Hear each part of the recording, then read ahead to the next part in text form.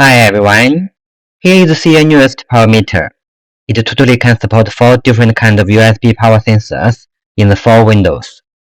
The channel A, B, the front panel USB port and the rear panel USB port can support the other 2 channels. We enter the current channel A to make the zeroing.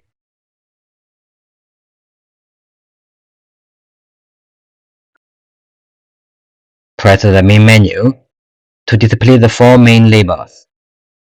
In display mode, you can choose different display types for each channel, from number, pulse, and CCDF.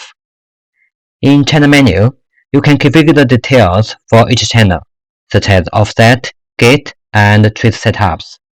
When the peak power sensor is connected, the trigger menu can be used to set the trigger method, trigger power level, and to choose the trigger source, internal or external.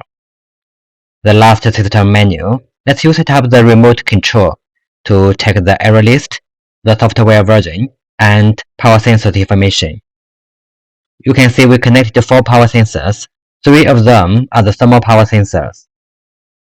Here, we use this signal generator to output a 110 GHz 0 dBm signal. In channel A, we connect this 110 GHz USB thermal power sensor. The connector is 1.0 mm male. We connect it to the output of the signal generator. We enable the output and increase the output to 1 dBm, to 2 dBm, to 3 dBm, to 4 dBm. Now the signal generator is N level and the maximum output power is about 3.8 dBm. We use the knob to decrease the output to minus 10 dBm,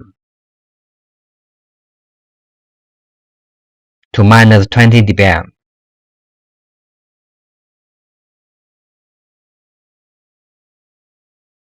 to minus 30 dBm.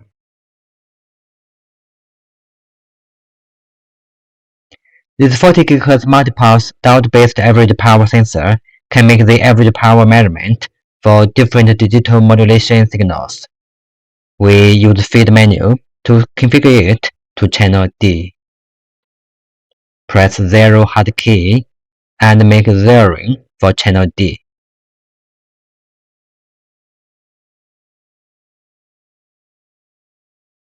We use a Type-in connector to check the calibrator's power.